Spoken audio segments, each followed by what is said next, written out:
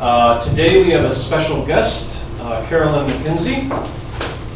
Carolyn is a board-certified health physicist. She has a master's in biophysics, and she is currently our radiation safety officer for the entire campus of UC Berkeley.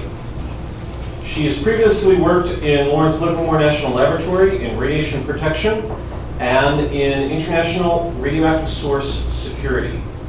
She led efforts for 3 or 4 years from 2004 to 2007 in searching and securing radioactive sources throughout the world, as well as developing a radiation warning symbol for the International Atomic Energy Agency. After that, in 2008 to 2012, she worked with the National Nuclear Security Administration, NSA, on the Global Threat Reduction Initiative towards securing radioactive sources in African countries. She has also supported the Comprehensive Test Ban Treaty Organization by leading training of international inspectors in how to locate radioactive sources. So she has a lot of experience and skill in this area. And her talk today is entitled Working with Journalists for Better Reporting on Radiation Incidents. Thank you for coming, Carolyn. Please have your presentation. And you can interrupt me and ask questions through this, and we'll manage it. It's probably doesn't need to be that formal. So I guess as Alan told you, I've had a fair amount of international experience. In fact, one of the reasons I came to Berkeley was because I got really tired of being on airplanes. Living my life commuting back and forth to Africa for almost 6 years was an adventure and a neat experience, but also an ordeal. And when I moved that work back to Livermore and out of California, commuting from California to Africa is really hard. So I was delighted to come to back to an academic environment and work at Berkeley these last 5 years. I've been here 5 years now. But throughout this, I've had a lot of experience in dealing with journalists. So anyways, that was one of the reasons I got invited to go to a nuclear security workshop and be one of the instructors for international journalists. So in March of 2016, I was invited to be one of the instructors at this workshop in Rotterdam at the port. And we invited about 30 different, actually about 35 journalists, international journalists. The Middle East was heavily represented, as was India, Asia, all of Europe, and the US. So NPR, BBC, CNN, all the major networks. As well as, Israel and Iran was there, and quite a diversity, which was really wonderful. But the intent in this workshop was try to figure out and talk directly with the journalists as to what do they need to communicate better on radiation incidents. Okay, we have Chernobyl behind us, we have Fukushima now behind us, and we all can look back and go, this is what went right or this is what went wrong. And so part of the intent here was to learn from the journalists, how can we help them do a better job at their reporting? And one of the reasons I wanted to bring it to you all is that when you're a nuclear engineer or a health physicist like I am, or just a physicist of any type, because of those titles, the press just assumes that you're an expert on this topic, okay? And Dr. Morris can tell you that. They'll constantly be asking you, hey, what do you do? This accident just happened. Whether you're the expert in it or not, you get asked. And so what I helped do in this workshop was work with these journalists to learn help train them a little, and teach them how to be better at this. And then also to find out from them, what do they need to do their job better? And that was the goal. Like I said, we were at a port. Why were we at a port? Well, it's the largest port in Europe, and a tremendous volume of materials comes into the port of Rotterdam, just a staggering amount. And this material would be a prime location if a dirty bomb was to occur. this would be a location where someone, if they really wanted to disrupt Europe and the world, they would head for these kind of ports. And this is why these kind of scenarios, there's a lot of radiation monitoring built in at the ports. And so it's a prime place for us to hold exercise with these journalists. So we actually put on a dirty bomb scenario exercise with the European Commission and with these journalists. And tried to learn from them, well, what went well, what didn't. So we had port authorities, we had nuclear forensic specialists, because in Europe, when any kind of a radiation-related accident happens or an incident, samples, of course, get taken, and one of the key labs is right outside of Rotterdam, where those samples would go for analysis. We had the European Commission on Nuclear Specialists. So this is the equivalent in Europe of the people who, if a radiation accident happens, they pull together and they do the analysis, and they do the planning, the incident response, they coordinate. And then people like me, who have been doing this for most of my career, and to help work with them.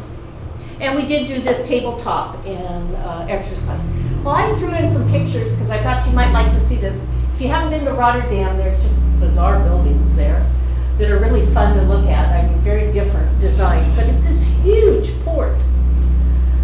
And the people, I should tell you, this work was funded by the Carnegie Foundation and the Stanley Foundation, paid for this. And they brought us in our boat, and we loaded up, all of us, onto this boat and started touring the port on the boat. And there's just amazing, huge shipping lines there with cargo containers. So the volume of cargo containers that comes through this port is just staggering. And each of these, we watch them being loaded and unloaded, and each of these, before they go and get off of the port, they have to be monitored for anything that might be in them that's radioactive. The volume of scrap metal that goes through this port was just staggering to me. And we watched these huge claws, and up inside these claws are radii detectors. So radiation detectors are embedded in on those tools so that each load as they pick up, they can detect if they're picking up something that contains something radioactive. So they do a huge volume. This is the portal monitoring headquarters at the Port of Rotterdam, and they had about 5 people at monitoring stations throughout this room. This was the master, visual board, and there were alarms that were just constantly popping up. They got about 200 alarms a day off their portal monitoring, and as one popped up, they would pull up the manifest from the port, scan it down very quickly, decide if that was worth, whether it had natural radioactive materials in the contents in there, so it was not considered a positive hit, it's a false positive, and they just stop the alarm and on it goes. If they want to investigate further, then it goes into the next stage of monitoring. So they have quite a system. These are, in addition to the portal monitoring, we also had lectures on, Desmond Butler was one of the Associated Press journalists who cracked the story on the illicit trafficking that was happening in Moldova. And he was there and telling about how he did it and what he found, and how that was, by the seat of his pants in Moldova figuring this out. And this is Peter Ritwood, who I worked with in Vienna when I was working for the International Atomic Energy Agency, working on their search and secure program. Peter was the head of public relations, and he is the head of a group called Atomic Reporters, and he was also the key person who put together this journalist seminar. This is the nuclear forensics lab that we visited, and we toured the lab, and then we were talking about how the samples come in and are processed. And this is the European Commission RDD exercise that we did. So RDD is a radiological dispersion device, in other words, a dirty bomb. And this scenario was put in, and the journalists weren't participating. They were watching the European Commission handle this. And being from the US, it was very interesting to me how they did it, because they do it a bit different than we do. And but the key take home here was it took over 40 minutes after the initial explosion of a dirty bomb for them to be willing to say anything to the public. And at 40 minutes post-accident, that means that a whole lot of people have been exposed for quite a long time. And they weren't willing to say a word to the press. Well, the press, let me tell you, when you have all these key top journalists in the room, it's a challenging audience. They're quite they're not risk adverse, is my best way to describe them. And they ate these guys alive. In criticism about why didn't you speak up, we could have gotten the word out to the public and had the public forewarned. And they were there, like many scientists, who want their numbers to be perfect, and they're running their models as quick as they can run them, and they know that there's something radioactive, but boy, they don't want to say anything until it was perfect. And that is a real problem, because you are then delaying your response to the public. So you're torn between this, I can't get the message perfect that quickly, and yet I'm going to get eaten alive by the press if I don't get something out. And so you walk this delicate balance. And that was part of what we learned in this scenario, is how can we better partner with them? Well, the conclusions from these days of doing this, training them and then going through these scenarios with them, was that they made a big deal that, hey, you guys need to partner with us better. We are the experts that, look at the wildfires when they just happened. What did we all do? We were on the internet. We were on, our various forms of media trying to find out, why is it so smoky here? What's going on? Where's the fire? So that's the mode of communication that these guys are trying to do. That's their job, right? And if we're not communicating as the experts to the journalists, we got a big problem, because in this day and age where everybody considers themselves a news person, that's just fact. Everybody picks up their phone, right, and starts filming and starts taping or taking pictures and posting it on social media. And consequently, a lot of bad information gets out really fast, right? Because they don't know the details, but they pip out a picture. Yes? So when you say that nuclear experts need to partner with journalists, does that mean we need to be quick to reach out to journalists after an event happens or before events happen? And if the latter, how do we go about that? Both. We got to do it. We got to get to know these people, and they got to know who they can contact. And we also, during these events, we got to reach out to them quicker. And that's why we were tasked with putting together this guide that's in front of you. So it was, they told me what they needed. So they said, you got to partner with us better about this, both before and after. And to avoid panic and misinformation, they asked for a simple infographic. This actually came out of the Egyptian journalist, said, and the Iranian. He said, we need simple infographics that then we can put in many languages very quickly, that don't have a lot of words but convey a message. And so we said, yeah, okay, that makes sense. And you got to remember, we're catering to an international audience here. In the US, you have the Nuclear Regulatory Commission, you have the Centers for Disease Control, you have FEMA, you have a whole bunch of groups out there. The Nuclear Regulatory Commission has guidance, the EPA has guidance, CDC has excellent guidance, and NIH has guidance out there. So we have a fair amount of resources. But I was surprised at how few resources Europe had. I thought they would have had more. And let me tell you, the developing world does not have this, just does not have it. Yes? When I see this simple infographic, Yeah. my immediate thought is Fukushima, that stupid fume cloud they put on over the Pacific, and then my mom called me, told me she's buying iodine. So Don't you remember that? We all do. So I kind of, when you say simple, is there any kind of more guidance to Yes, focus? I'm going to show you. simple is? I'm going to show you what we came up with. Yeah. I beg to differ about the U.S. because when Fukushima hit, there was a gag order that went out to DOE, NRC, just about anybody that knew anything was not allowed to talk about it. Don't talk. That's right.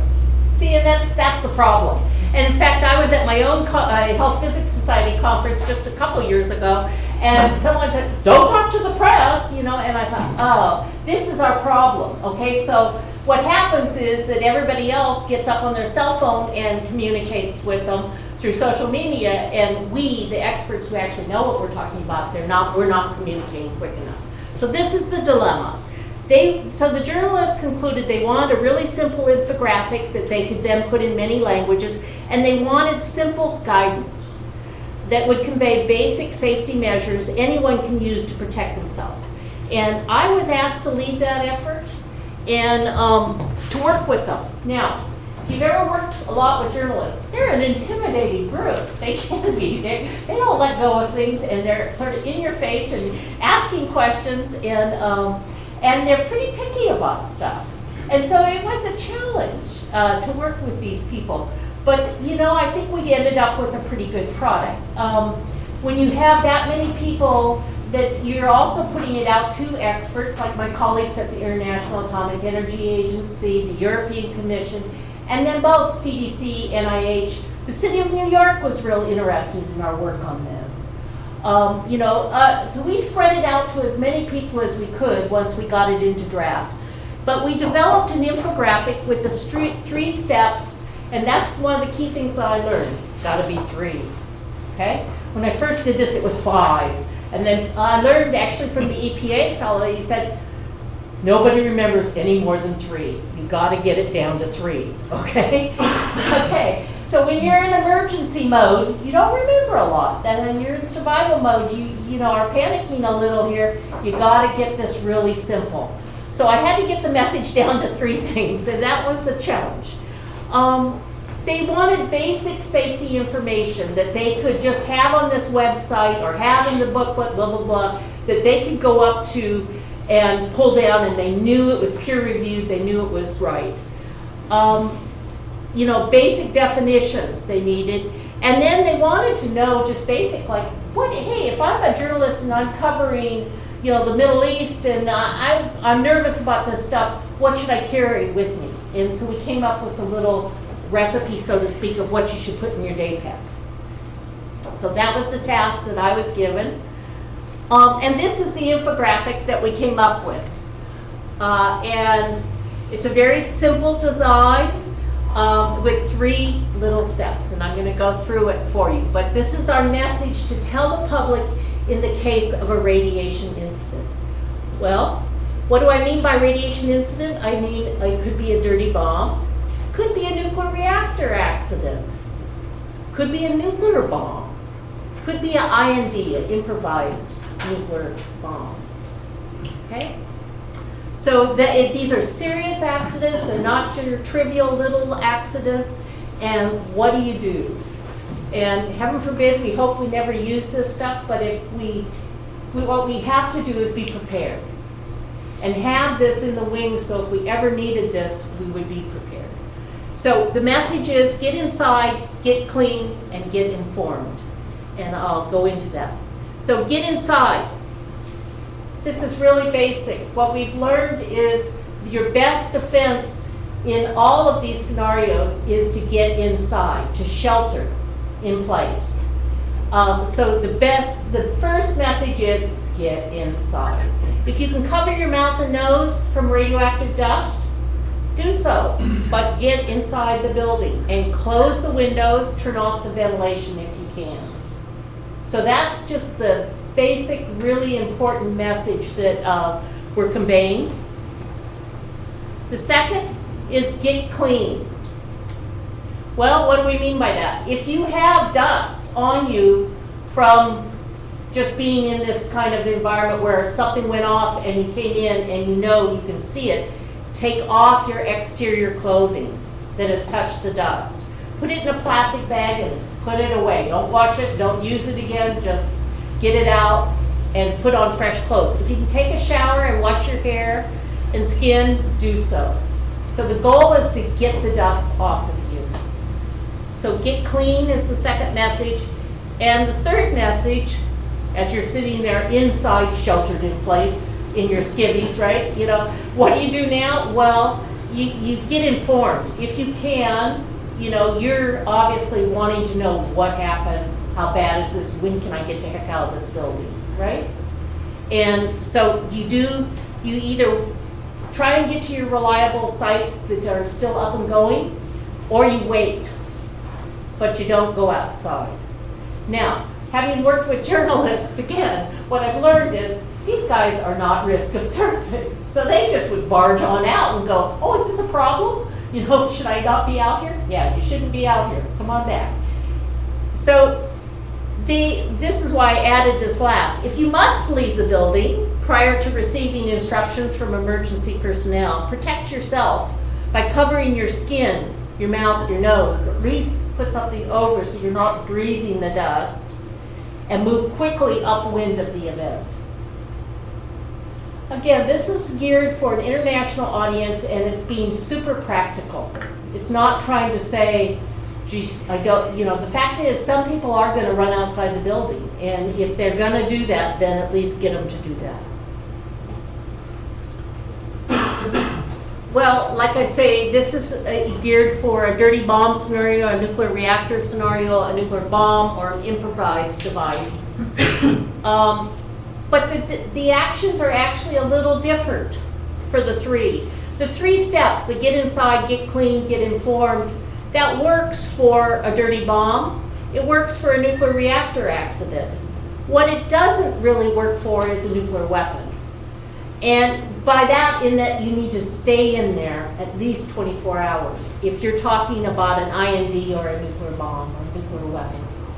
The fission products are so intense in those first hours of a nuclear detonation that you need to stay in a full 24 hours to have it drop down to enough of a safe level to get out.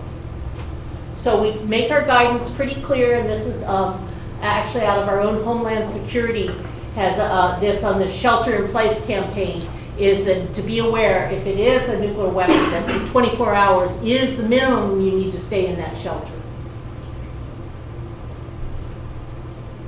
I think you know these definitions, but why I share them is that we needed to use really simple words that could be used anywhere in the world. So as you look at this, remember that was our intent here, was to get simple definitions and to explain that a dirty bomb is typically just your conventional radioactive materials that you could have from the lab down the hall. And somebody has taken a cobalt-60 source or a cesium-137 source, and they've wrapped it with conventional explosives and used it, blown it up. So it's dispersed. This is what a dirty bomb is. It's not a fission reaction. It is not your mushroom cloud event. Okay? It's just an explosion. It's just dispersing radioactive material. So the hazards that we tell the journalists is that it's simply the dust that's landing on you, right? Unless you're right next to the explosion, then it's the blast that is injuring you. But apart from that, if you're back any distance, it's just the radioactive dust that's now in your breathing zone. There could be large bomb fragments too in the immediate area, and you don't pick up anything, and you don't want to handle anything. It's also, this dust is landing on your food source, right? It's landing on grass that the cows are eating and producing milk.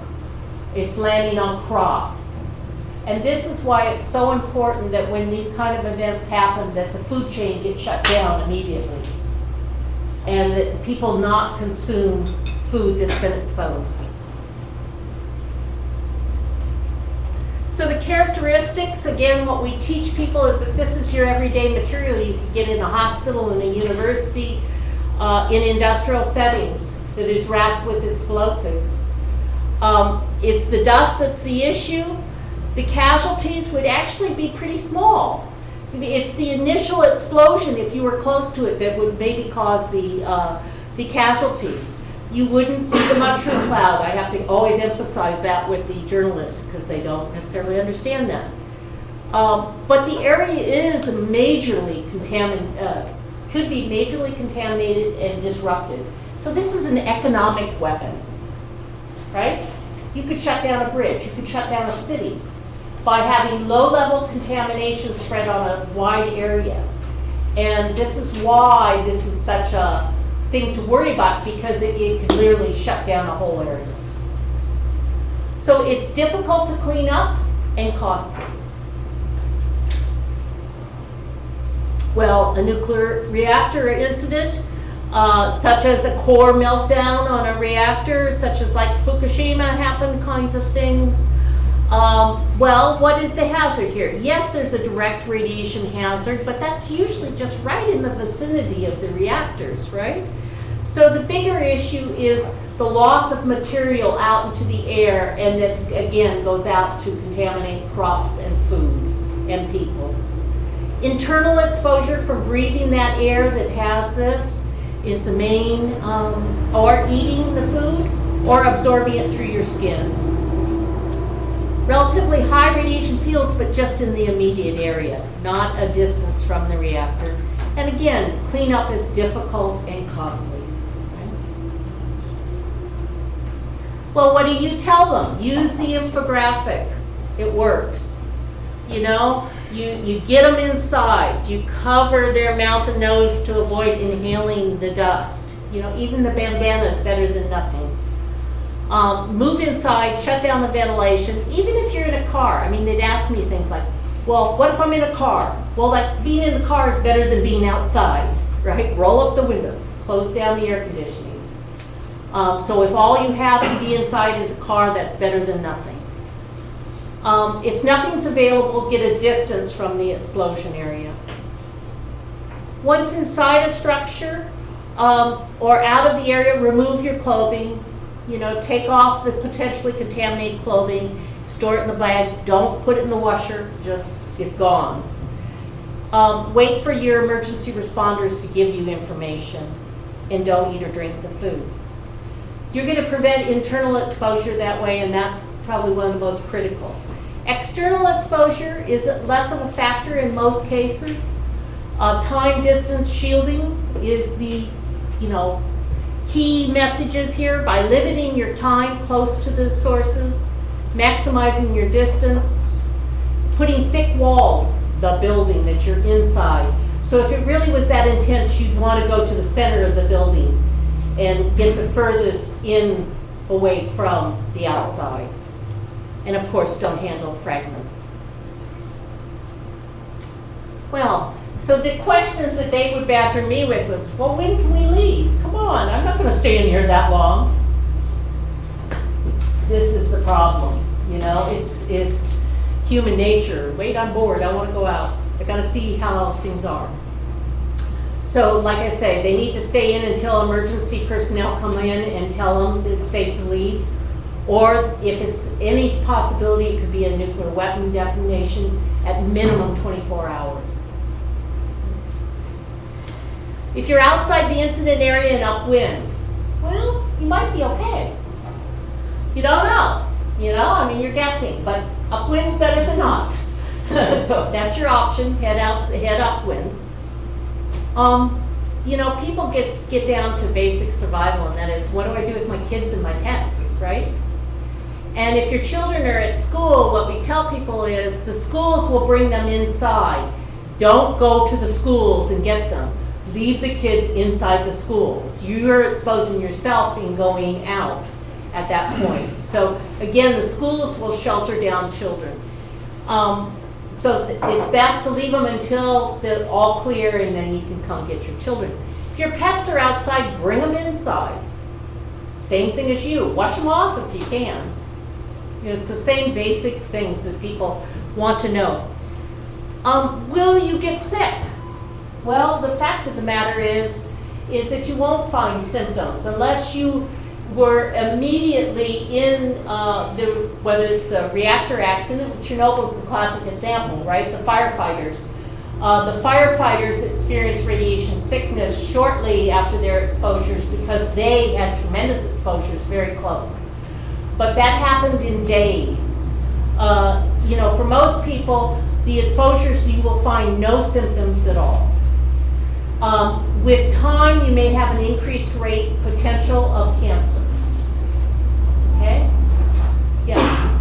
So I understand the value of knowing how to answer this sort of common question, where it's like very likely in the event of an event that we get asked these sorts of questions. But I also can't help but think about the fact that using this sort of information and giving information about how dangerous it is, how all of the dangers, all of the issues, all of the potential challenges and cleanup to journalists is going to only increase the amount of information that gets put out after some sort of event about how dangerous nuclear is or how scared you should be, which I don't know if you saw the article in the New York Times about 1,600 people died after Fukushima, not because of the radiation, but because of the fears and the resultant forced evacuations and things like that. So how do we balance the need for having information and providing information about the potential dangers with the reality that the actual tangible risk is very low and the risks of responding in kind of an emergency response kind of way can be much higher than the actual risk of radiation? Well, the hope is that education will help. And my experience with the journalists is that instead of the panicky headlines, I'm able to get a more balanced headline and a more balanced response from them when they actually understand that the hazard is small or that the hazard is in proportion. So I have experienced that they give a proportional response when they're educated on this topic. And that's the key here, not to over-respond.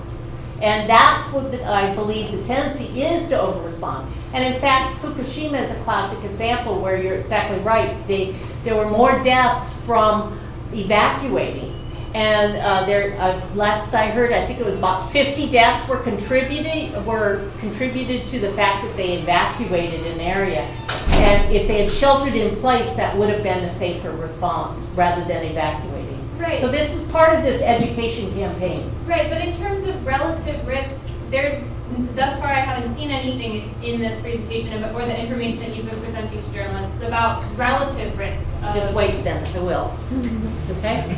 Yes. Yeah, I mean, I'm kind of in the same boat, which is that my experience has been that the bigger problem isn't so much right after an incident. People are more than willing to get information and get honest information, but the problem is always if you start looking at timescales that are measured in weeks, months, or years after the incident.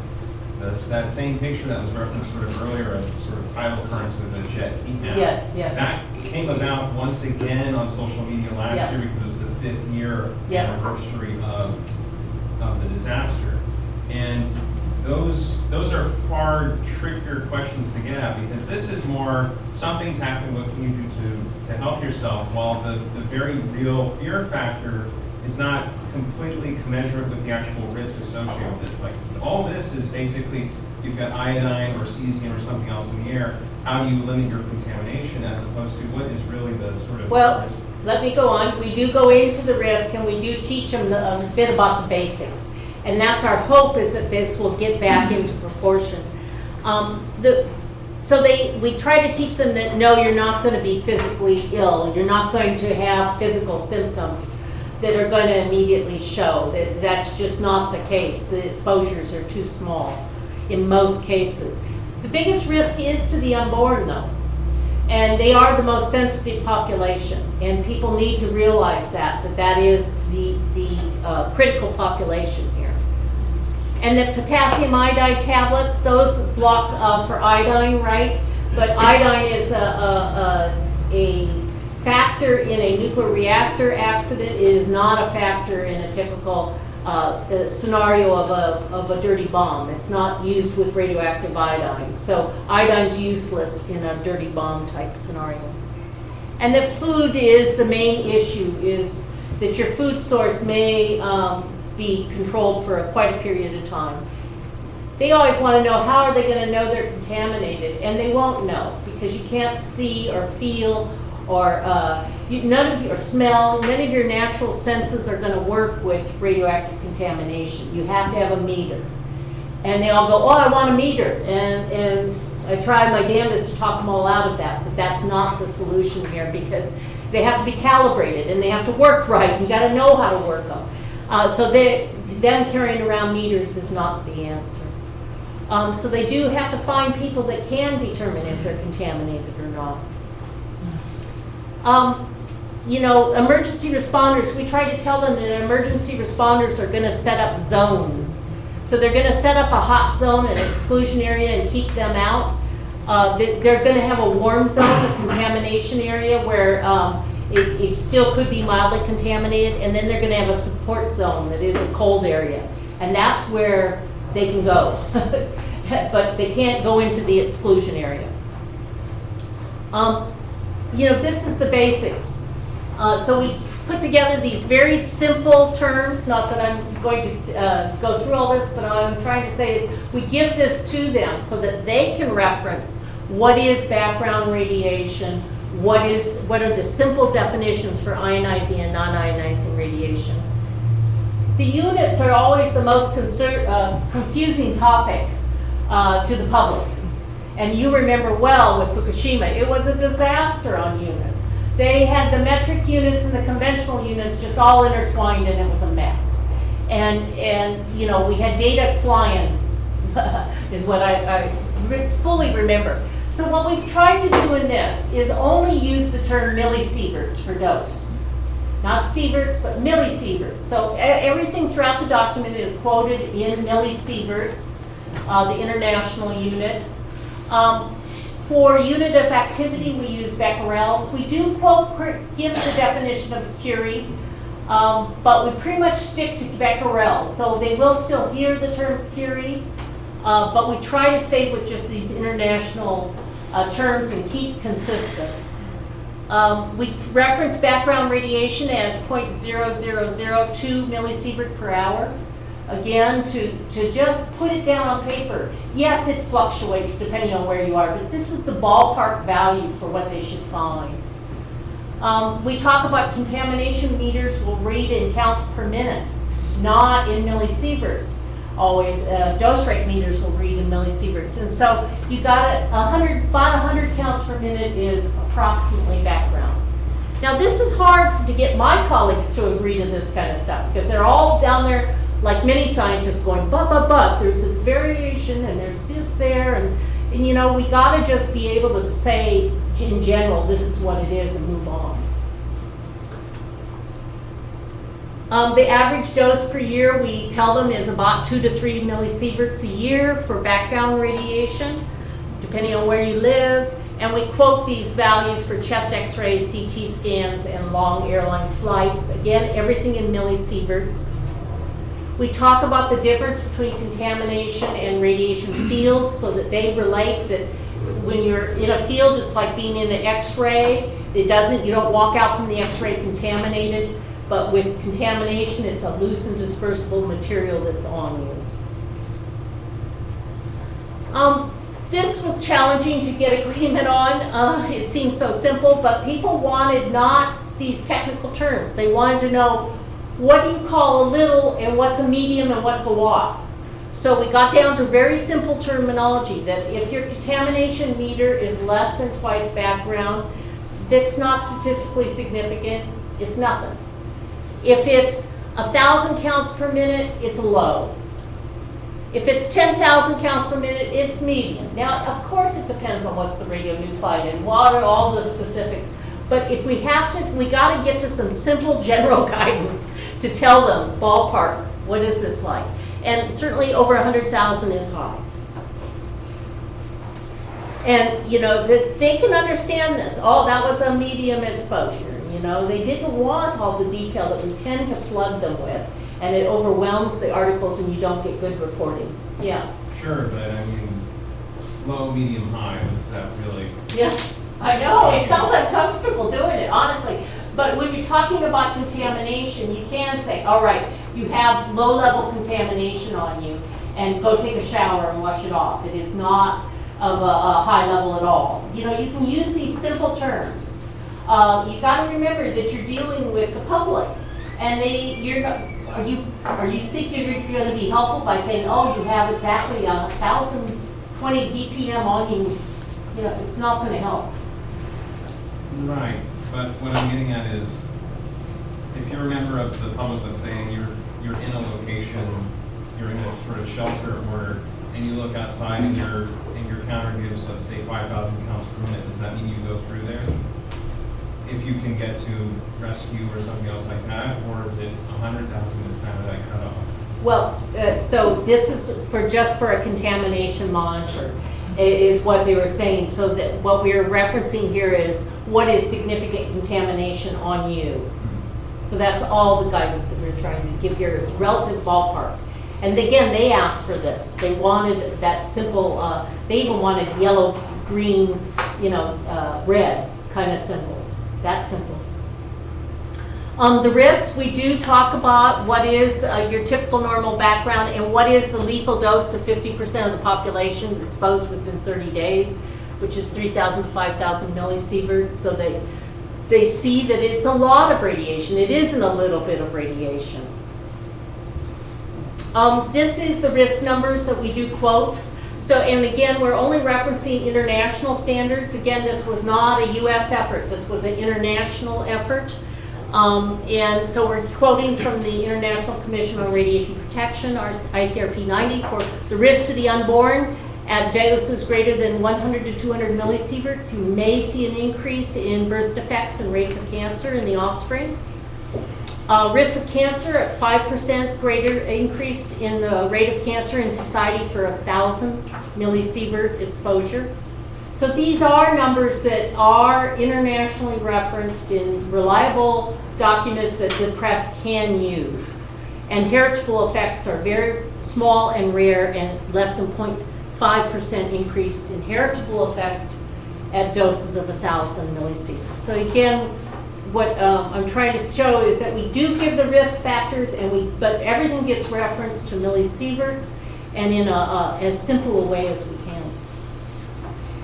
And this is what we have recommended for the backpack. Well, I don't know if any of you have tried it, but right now, I've certainly done it. On your phone, you can download a whole bunch of apps to turn your phone into a radiation detector. Did you know that? Have you tried it? You gotta be a bit of a geek to get them to work, in my opinion. You've gotta block out the light completely off the camera lens. So that when a gamma ray, it only works for gamma rays or X-rays, hits the camera lens, there's a little flash of light, and they quantitate that to radiation exposure. And so they do work. They're not that easy to get to work. And what the US concluded after we studied quite a number of these different apps was not to recommend them to the public because they're not that easy to use and to make sense of. So I'm sure you guys could figure them out and get them working and probably figure this out fine. But I think Joe on the street, and the journalists, and it's going to confuse them even more. So we didn't recommend them. We did recommend that there are these meters out there, but it's best that we have them because you've got to have them calibrated. They're all like, oh, let me go buy one. Well, then how do you keep it calibrated? So what they do have, they can have plastic bags, cell phones and chargers, bottled water, food, handkerchief to cover your mouth and nose in a day pack, or a change of clothes. That those things are really practical things to have. So the conclusion here is that, and we put together this and it's up on a website, is that if you have these titles, people do approach you and feel that you do know this topic. And whether you do or not, people will say, what am I supposed to do? And so our attempt is to get this information out in a really simple language that is available to many to get the right message out. So that what happens is you're not being told, oh, you can't talk. This is readily available. Yes? So thanks a lot. I think that a lot of this information, especially for someone like me who doesn't actually study radiation detection, is useful for my Good. family and friends do say, oh, you study nuclear engineering. Yes, So, so you must know this. yeah. But one thing I'm interested in is a lot of what you talked about has to do with, like emergency response or something like that. But for the day-to-day reporting that still happens, regardless of whether there's actually news about radiation. Right. One, I don't feel that reporters always do their due diligence in actually searching for us. Like there was, I think it was 1 or 2 years ago, like this special report in the Bay Area about radiation in the Bay Area. I think it might have come in tandem with like something about the EPA raising, or FEMA or somebody raising like the limit for radiation exposure that they would send out emergency supplies. And their only person that they interviewed was a woman who's like spent the last 10 years of her life protesting outside of Livermore. Yeah, right, exactly. And she read a book by a Miriam retired Kelly, scientist. I know her. And she read a book by a retired scientist from Livermore.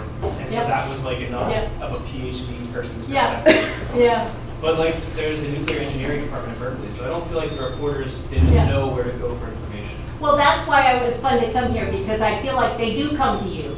And, I've worked at Livermore for 20 years, so they do also, we've had very good articles published, and we worked with those journalists, but it's like, you gotta establish relationships with these people, and they gotta trust you.